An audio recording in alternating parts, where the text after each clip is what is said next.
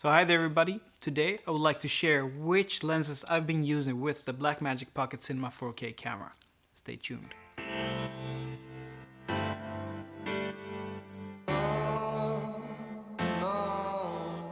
So before I get into all the lenses, I would like to say thank you to Panasonic for actually lending me a couple of these lenses and a Panasonic GH5S. So I will do a comparison between the Blackmagic Pocket Cinema 4K camera and the Panasonic GH5S. And all of the lenses that I have borrowed from Panasonic, I actually have owned at one time or point.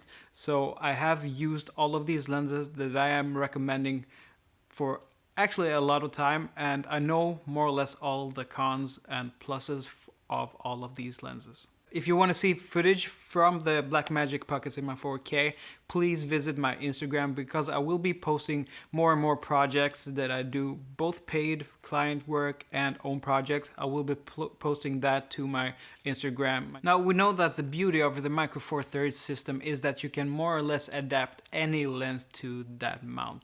And that is really hard to make a video like this because there are so many options. Now, I only shared the lenses that I've been using since I got this camera, and I would say that I really love these selections.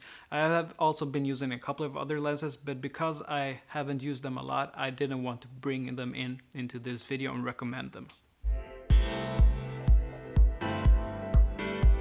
So the first lens I would like to talk to you about is actually my favorite lens, is the Panasonic Leica 42.5 Nocticron. This is an f1.2 and this lens is sharp wide open. I've used this lens on video work and photography work, and I really love this lens. So this lens is image stabilized, which is quite rare for an 85 equivalent full frame lens, and that is really nice. The only downside about this lens is that it is not weather sealed, but if you're shooting with a Blackmagic Pocket, that doesn't matter because the body isn't weather sealed either. But I love this lens. Lens number 2 that I would like to recommend is the Panasonic Leica 12mm f1.4, and this lens is a beauty. The images that you get from this lens are so nice. You can actually use this lens as a macro lens because the minimum focus distance is actually quite small, so you can get really close and personal with the subject that you're shooting. And the image is so nice. The bokeh is really nice. The build is great. You can actually focus manually with this lens quite easily as you can with the 42.5. So this is also one of my favorite lenses. So the third lens I would like to recommend is the Panasonic Leica 8-18. This is a beautiful super wide angle lens, and I use this lens quite a lot. The only downside that I see with this lens is that it is an f2.8-4. So most of the time I actually use it as an f4 if I'm gonna zoom, but if I don't zoom, it doesn't matter that much. The big feature of this lens is that it takes ND filters, and as far as I know, it's the only Micro Four Thirds lens that does that, and that's a huge deal for me.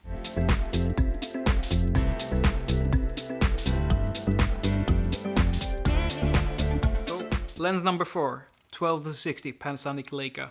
This is a workhorse of a lens. I got this together with my Panasonic GH5, and for the longest while I wasn't actually using this lens too much because, well, it is standard zoom. But as the time went on, I was actually using this lens more and more. The IS of this lens is really great, and that's great to have with the Blackmagic Pocket Cinema 4K because it lacks internal IS. This lens has two features that more or less nobody's talking about. Number one is that it's basically parfocal. Parfocal means that when you zoom in and out, the focus will stay at the same place as it is from the beginning, and that is a really great feature, and you only see this feature on really high-end lenses. The second thing that I really love about this lens is that it lacks breathing, so when you go from one focus plane to another, you can't see the corners moving, and that is also really great. But there are two things that I do not like with this lens. This is also an f2.8 to an f4. So I use it more or less all the time at f4 if I'm gonna be zooming. But the most annoying thing is the focus wheel.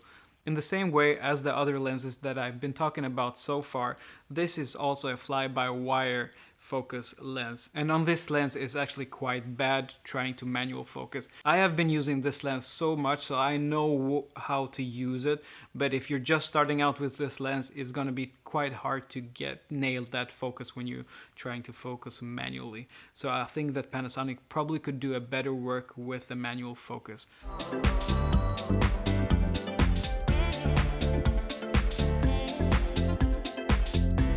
So lens number 5 is gonna be a pancake lens, and that's the Panasonic 20mm f1.7. And the cool thing about this lens is that the manual focus here, which also is fly-by-wire, is actually quite okay and is usable.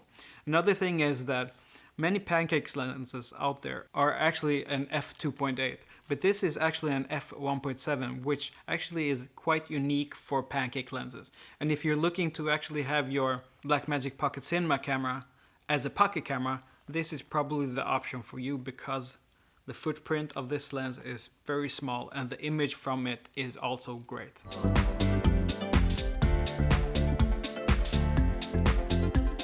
So the 6th lens is going to be a lens that I actually haven't used that much, but a lens that I truly have enjoyed using. It's the Panasonic Leica 100-400, and this is a beast of a lens. I mean, it is very big, but if you think that at 800 millimeters it's an equivalent of an 800 full frame lens, this is astonishing. The beautiful thing about this lens is that it's sharp, wide open, and it has great IBIS. With the Panasonic GH5 and the Panasonic G9, you actually get something called dual IS with this lens. But you can actually handhold this lens also with the Blackmagic Pocket Cinema 4K camera, and that was something that I didn't believe that you could do. Lens number 7 is also going to be a micro four thirds lens, and it's this. It's the Vedran Mini Prime. I have the 16mm here, and it's a lens that I truly love. This lens is sharp, wide open. It is an t2.2, and it has great manual controls. Both the iris and the focus is so smooth. I also have the Vedran 85mm, but this is an E-mount version, but I use it on the micro four thirds bodies that I have. As of right now, these lenses are so hard to get, and that is truly a shame, because I really feel that as for cinematic lenses, they partner up with the Blackmagic Pocket Cinema 4K camera in a beautiful way. Lens number 8 is a workhorse. It's the Sigma 18-35 f1.8. Together with the Viltrox speed booster, it becomes more or less a 25-50mm f1.2 on the Blackmagic Cinema 4K pocket camera. This lens is sharp on all aperture, and it is a beautiful lens. The only thing is that it is a little bit on the heavy side when using it with that camera, but the images that you get from this lens are very nice. Lens number 9 is going to be the Tokina 11-16. Now this is also a very nice lens, and I use this also with the Viltrox adapter. And this lens is an f2.8, which becomes an f2.0 with the Viltrox. This lens also has filter threads, which is really nice. And it has a manual clutch, so focusing with this lens is actually quite nice. The 10th lens that I use a lot is actually a trio of lenses, and that's the Carl Zeiss planar lenses. And these are EF mount, which I use with the Viltrox adapter, and I use these a lot both on the Blackmagic Pocket, but I'm actually recording this with the 35mm f2.0. These are beautiful lenses with a lot of character, and I really love using them a lot. So I hope you really liked this video, and if there is a review about any of these lenses that you would like me to make, please write it in the comments. Please follow me on Instagram. My name there is Arbor, because as I said in the beginning, I will be posting a lot of videos there, and I will be tagging which lenses and which equipment I've been using. And there will be a lot of own projects, but also a lot of client work. So if you haven't subscribed to this video, please do, and until the next time, bye bye.